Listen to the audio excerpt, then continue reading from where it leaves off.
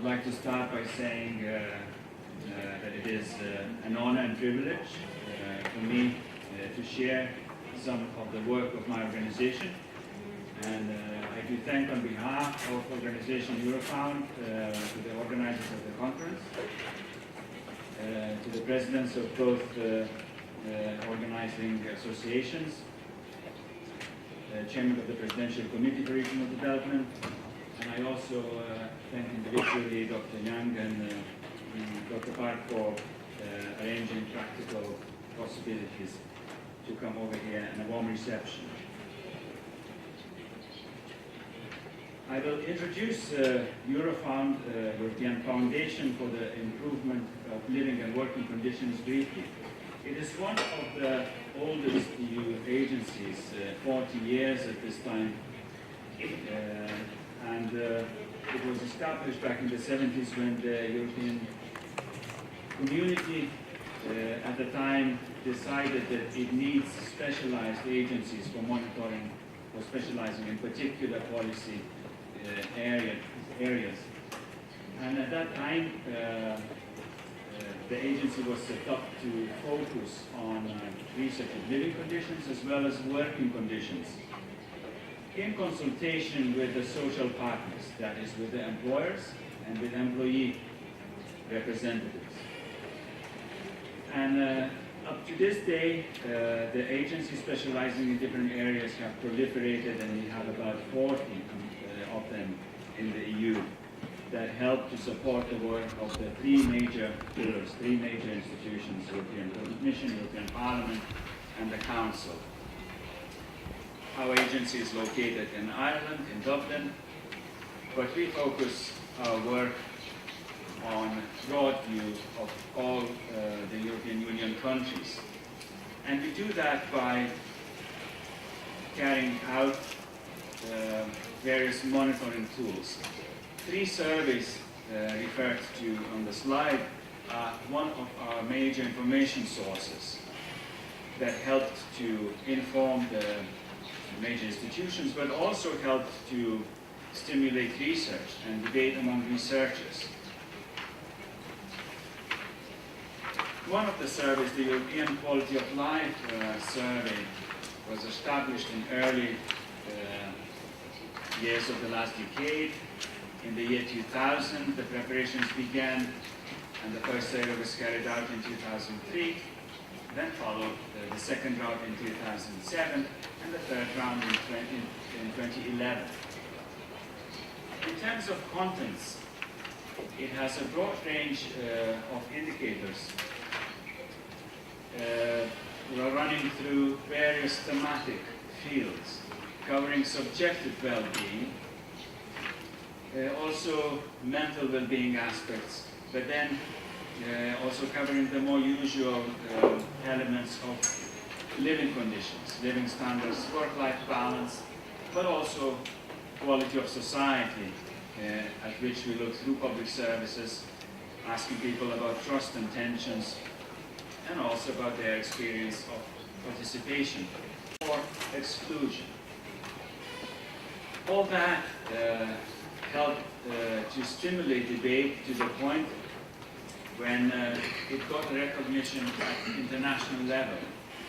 And a key turning point has been in the year 2009, when European Commission announced the communication GDP and Beyond, drawing attention of policymakers that it may not be enough to focus on economic development as such and measure every progress in monetary terms, that it is important to draw attention and ask people about their experiences. And in that regard, there was an important report, so-called Stiglitz report, published in 2009 as well, that gave a strong stimulus for OECD to establish its Better Life initiative, which again collected the most prominent researchers at the time and statisticians to shape a new program and encouragement to statistical offices in the world countries to to start addressing experiences of people, to start looking at progress differently, to start measuring progress beyond the standard monitoring indicators. The European Union in this regard carried out its own preparations, coordinated by its Central Statistical Office, Eurostat. And Eurostat by now established a certain dashboard, a list of indicators for monitoring, which is, as we speak, continuously updated and developed.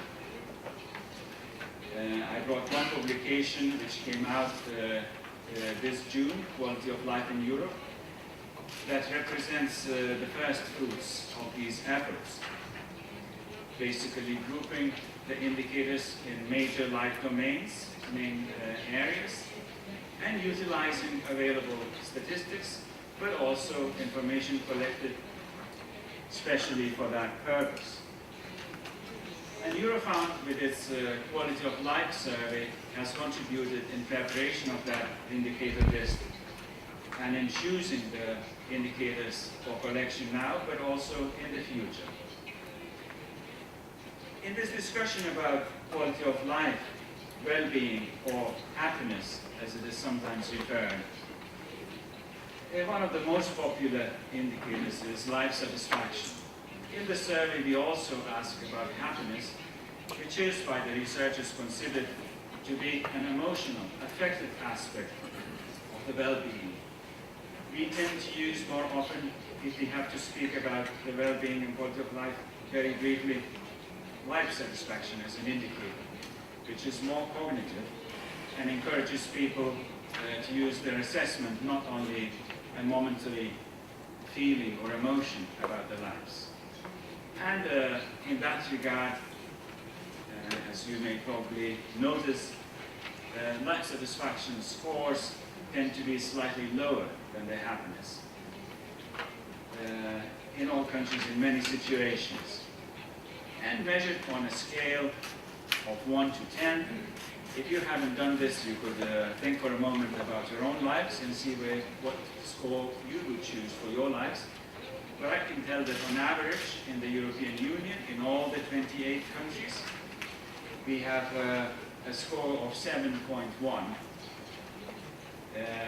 which is an average score and does not tell a story of different countries and different social groups. And I will try to give some highlights about different countries and different social groups, as this has been also an important part of the debate in recent years, when we already have some indicators and some information. The discussion ran about how to present and whether the average measures are good enough to judge the situation, to assess the situation.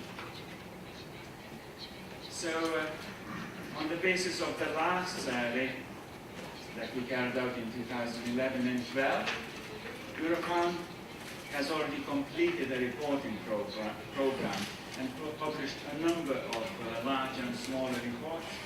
All of them are available on our website. You can search and find. But I also brought a few examples here that I believe with the organizers, if somebody wants to inspect them here in the conference. We usually produce an overview report, but then dependent on stakeholder demands and policymaker requests, we also formulate a research program and organize work around certain thematic reports, for which we not only do analysis in-house, but also contract researchers leading in certain thematic fields. What is important to emphasize when we speak about EQLS, the European Quality of Life Survey, is that it plays a role of introducing new indicators. It plays a role of providing first data that enables assessing how those indicators work, that enables assessing differences across countries and social groups. And we believe that after that phase of work, the statistical officers are in a better position to choose according to the policy priorities of their countries or the social situation in their countries, which indicators to introduce into statistical system. This process has been rather slow, not so easy. It's still ongoing. With our survey, speaking at the meeting of the regional developers, I have to say we have a strong limitation of not being able to deliver the data at regional level because of small sample size. But after having the data, we are in consultation with the Directorate General for Regional Development of the European Commission and also Eurostat, the statistical agency of the European Union, in deciding which indicators could be most relevant for the statistical officers to pick and choose. Every question in a survey and in the statistical process costs money, so the choice has to be made. They cannot carry out as large a survey as our survey is. But that process is going on. I'm showing a couple of reports. One of them was an exploratory and methodological study by Director General for Regional Development that tried to assess what is possible to evaluate what data are available at regional level in Europe. And basically, they only had to work with indicators about poverty and health, so reported health. Information in other life domains was very difficult to source. Then in that situation, Eurostat coordinated a process of building a special module for the ongoing regular survey on income and living conditions, a special module on well-being that was based on a list of 19 indicators, and it was carried out, implemented in 2013, but it was implemented in all the member states with relatively large sample sizes, which then enabled generating a dedicated report, Quality of Life in Europe. It is very interesting to note that Korea, after the OECD initiated and encouraged all countries to look at assessing subjective well-being, that Korea was rather quick and rather speedy to organizing its social survey and having the first data that I understand will be introduced soon after in this session. And we will be very much interested to look and compare how data perform, which indicators are most informative in this background, having the data for the EU overview already. In the next part of my presentation, I suggest to look at some selected results, selected indicators that could inform in which areas we could develop the measurement further. So we have the data for life satisfaction, the overarching picture of well-being in many countries in the world by now. But how to use it? How to apply this information for the development purposes, for policy program preparation? And after several years, after a number of years, I would say, of discussing which index is the best that captures the well-being and quality of life, it seems that a consensus is building that maybe it's not always necessary to push development of indices which aggregate, accumulate information in one number, but maybe it's more useful to use the dashboard approach, as they call.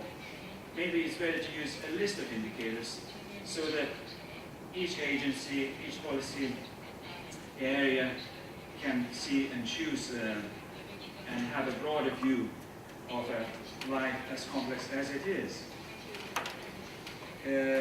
So having said that, still, we keep looking at ways to develop new indicators, new areas of relevance to policy, but also new ways to report the data. And one important angle to look at the data recently has been the inequalities.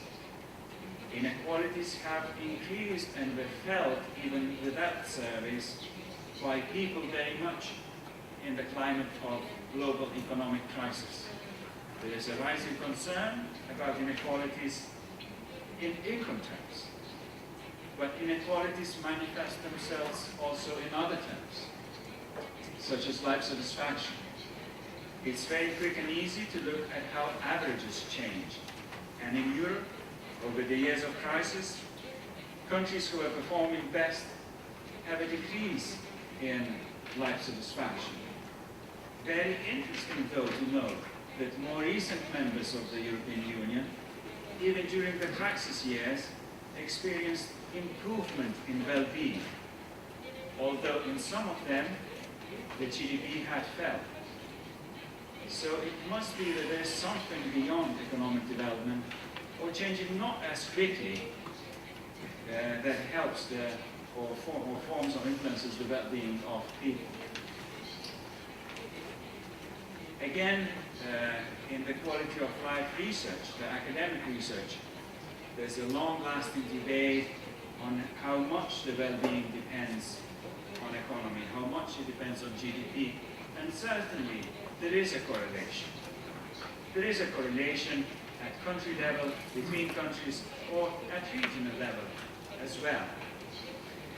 The interesting question, though, I'd suggest, is not so much whether or not there is a correlation or how strong it is in general terms, but why some countries are above or lower than the general curve.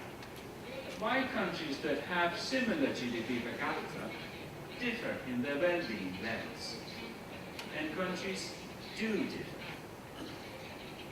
You can look up some examples.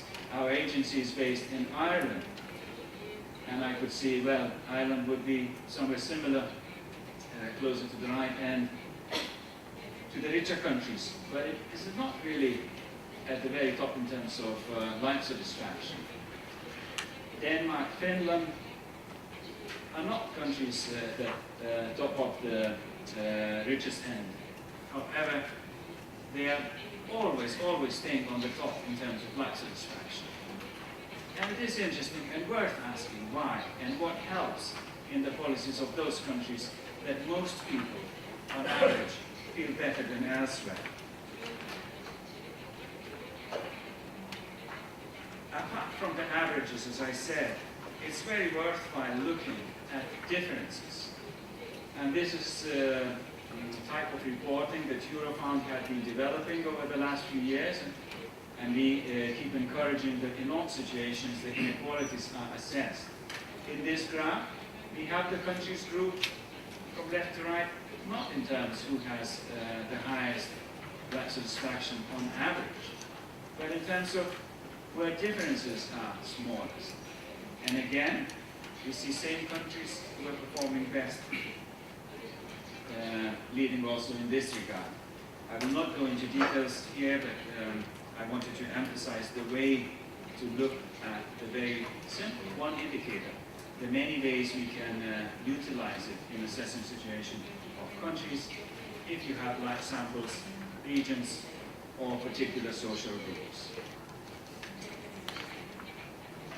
I would like to ask for a little help in terms of watching time.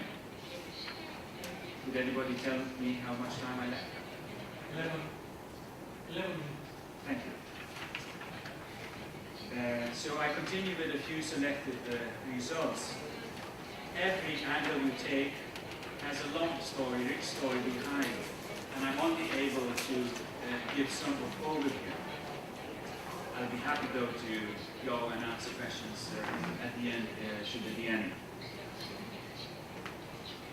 Based on the many reports we did and many analyses carried out, we also tried to identify groups and then report to policymakers by saying who suffers the most serious shortcomings of well-being.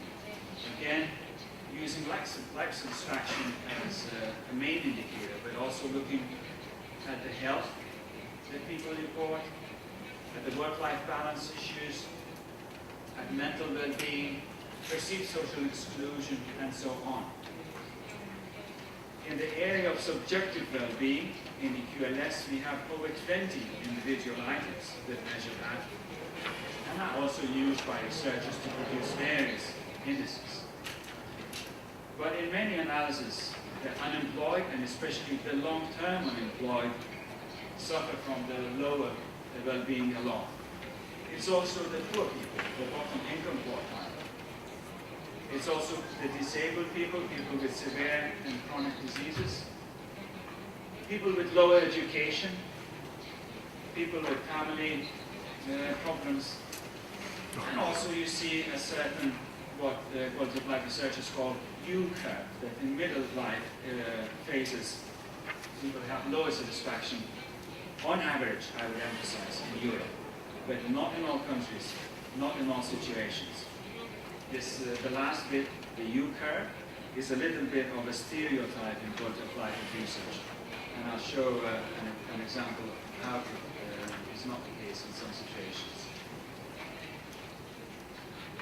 In the background of economic crisis, there has been a lot of interest whether there are measures possible that could help sustain or improve even well-being without really spending much more than currently. And yes, the data of this type of research help to identify and show some situations about where policy efforts should focus most if the resources are limited. And we have produced a number of graphs of this type that looks at different factors in the background of income distribution. So we have 4 major income groups, 4 income quartiles at the lower axis. And we look at how people who have debts, who have arrears, who are not able to pay for their bills, differ in terms of their life satisfaction in different income bands. So of course, the poorer people have lower satisfaction than the rich people. But you also should know that people who have debt problems are much at a lower level. So if we think who should be helped in the overall situation most, if we want to achieve higher well-being levels on average in population, this graph kind of suggested by showing which gap is the biggest. So if we have limited resources and we are discussing whether or not poor should be helped, and we are concerned about the well-being in general, this graph can tell what to do and where to focus efforts. In similar vein, we can look at other dimensions. The work situation is a very controversial topic and is heatedly debated by Eurofound stakeholders between the employer and employee representatives. But the data show that stability at work, certain job stability, employment guarantees, and having a permanent job has advantages over what is often idealized these days and is called by one overarching term of flexibility. And a number of similar indicators or factors we can assess in the same way. However, poverty aspect is no less important, even though I'm emphasizing different aspects of subjective well-being that are not necessarily, or do not necessarily have to be measured in monetary terms. Poverty is very important. And we looked at differences across the age groups in terms of basic living standard. We looked at how people tell about difficulties making ends meet. A general question which complements very well analysis of income by what people self-report. And we do see that in richer countries, well, as older you get, your problems get smaller. It was very interesting to compare that with the new members of the European Union, mainly East European, but partially South European countries. where the life course is completely different, where the older you get, the more difficulties you have. And at this point, we are suggesting a hypothesis that this could be also a factor that influences migration between countries, or that a factor that could influence migration maybe between regions as well. If in a country or in a region you see this pattern, you see that older people are doing much worse than younger people, you may reconsider your life scenario that may include a plan to move to another place. Some countries, though, manage, like Austria at the bottom, to keep it very steady and at a very low level. And it is interesting to look at the policies of those countries. Those countries like Austria are also the ones that use quality of life approach, that use quality of life terminology to promote the regional development, to promote the image, attractiveness of their country and their cities, such as capital city Vienna. Apart from that, there's a number of indicators we use for measuring quality of society, and especially public services. Having the number of data already reviewed in many reports by now, we also think what the focus of tomorrow should be, and what we should focus our next round of the survey in 2016. And what Eurofound proposes is that the focus should be on public services. Yesterday we had a small discussion, a little bit of hesitation. Are there many tools that the regional authorities have to change the general trends in quality of life? It's a difficult question, it's a big question. But among those tools that regional and local authorities have are the services that they provide or they organize. And measuring the people's experiences with those services is one way to inform policy. The simple way is to look at the ratings. Another way is to see how hierarchies of the best performing and the worst performing services shape in different countries or different regions. It was also very interesting to see how important satisfaction with public services was for the general level of trust in national institutions. In many individual countries in Europe, but also at the European Union level, during the years of crisis, there was a big concern about plummeting, about dropping levels of trust in governments and institutions. And our stakeholders were asking whether it is possible to say something about the factors that influence that process. And it was indeed very interesting to note that satisfaction with public services, we see the average figures here. I will not go into details explaining the statistics behind, but that satisfaction with public services was the factor among many popular factors that influenced the trust levels most. And in this regard, in a small publication comparing urban and rural areas in Europe on the basis of our survey, not at country level, but in general, we also devoted a lot of attention to the question of trust. We also include measurement of specific neighborhood level services, and we developed a module on social services for the 2016 survey, which is in piloting at the moment, but if we remain in touch in the future, I will be happy to share with you or people who work on similar topics in Korea in the future.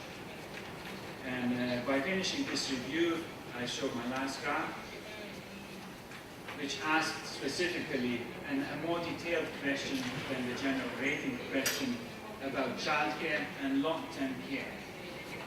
In the crisis context, everybody was guessing and thinking that the main problem with the services were their cost. They were thinking that services are becoming more expensive, people have less money to pay for them, and cost will be the main problem. But when we asked a few more questions about experiences with availability, access or quality of services. We saw, for example, in case of childcare, that availability of the childcare was even a bigger problem than a cost. If we speak about long-term care, quality rather than cost alone is a concern for people. And this type of care services is what we plan developing measurement in the future. We may think, we may assume, and we may learn when comparing our survey data between Europe and Korea, whether or not there are different tendencies, whether or not there are cultural differences. But there is something which is really common in the long-term perspective, which is aging of our societies. It is about 13% what you have as a population of 65 plus in Korea. In the European Union, it's almost 18%. And there will be more and more people who will need care, and there will be more and more people who will be providing care.